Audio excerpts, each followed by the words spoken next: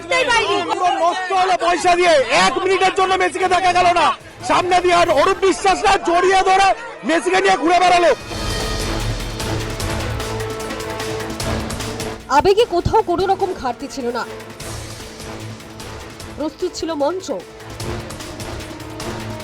কিন্তু আসল সময়ে বোঝা গেল বড় রকম ত্রুটি ছিল আয়োজনে।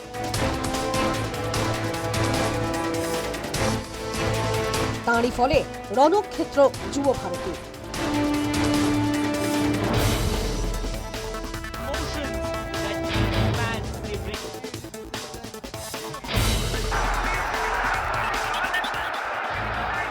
তারই ফলে ভাঙল চেয়ার, আগুন জ্বলল, মাঠে নেমে পড়লেন হাজার হাজার জনতা। মাঝপথেই যুব ভারতী ছেড়ে চলে যেতে হলো লিওনেল মেসিকে। যুব ভারতীর এই ঘটনার রেশ সীমাবদ্ধ রইল না শুধু যুব ভারতী, রাজ্য বা দেশের ভিতর। বিশ্ব ফুটবলের আইকন চরিত্র লিও মেসি, তার অনুষ্ঠানে এরকম বিশৃঙ্খলার কথা ছড়িয়ে পড়ল গোটা বিশ্বে। বিশ্ব জানল এই ধরনের অনুষ্ঠান করতে প্রস্তুত নয় কলকাতা।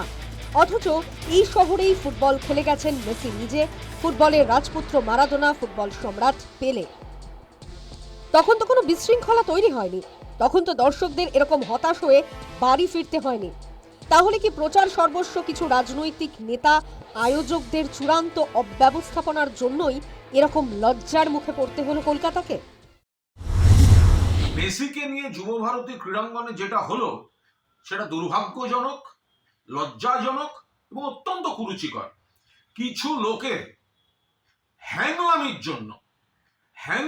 জন্য এরকম একটা লজ্জাজনক পরিস্থিতি কলকাতার উপর হলো। স্বপ্নের নায়ক মেসিকে দেখতে যাচ্ছেন, তো মাঠের মধ্যে যখন মেসি ঘুরছেন তো বাকিরা মেসিকে একটু সামলে শুধু তার নিজস্ব দেহরক্ষী দিয়ে একটু ভিড় থেকে আগে মানুষের দিকে তাকিয়ে হাত নাড়তেন। তারা যারা এই এত দামি টিকিট কেটে দেখতে এসছেন তারা দু চোখ ভরে দেখতেন, তো সেটা করা গেল না। এত কিসের হ্যাংলামি? পরিস্থিতি এতটাই হাতের বাইরে চলে যায় যে মমতা বন্দ্যোপাধ্যায় পর্যন্ত মাঠের দোরগোড়া থেকে ফিরে যান। মাঠে ঢুকতে চাননি তিনিও। যে মমতা বন্দ্যোপাধ্যায়কে একসময় অনুরাগীরা নাম দিয়েছিলেন অগ্নিকন্যা, বাম আমলে কোথাও কোনো ক্ষোভ দেখা দিলেই যিনি চম্পাহাটি থেকে নিতাই ছুটে যেতেন, তিনিও মাঠে ঢোকার ঝুঁকি নিলেন না। শনিবারের যুব ভারতী এতটাই হাতের বাইরে চলে গেছিল।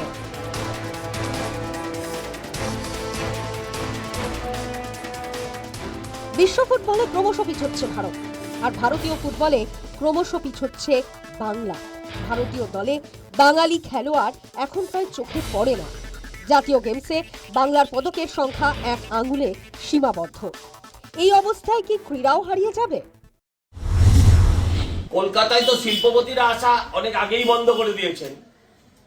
আমার মনে হয় এবার থেকে আর কোনো খেলোয়াড়ও আসবে না। কলকাতায় শিল্প গেছে, মমতা ব্যানার্জি একাই খেলা হবে করবেন, খেলোয়াড় একটাও থাকবে না পশ্চিমবঙ্গে। অত্যন্ত দুর্ভাগ্যজনক।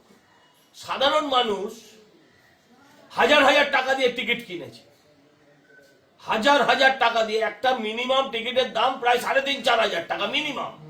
তাকে দেখবার জন্য, যাকে দেখবার জন্য, তাকে না দেখে একদল চোর আর তার চোরেদের সব বয়ফ্রেন্ড গার্লফ্রেন্ড সব তারা ঘিরে রেখে দিয়েছে।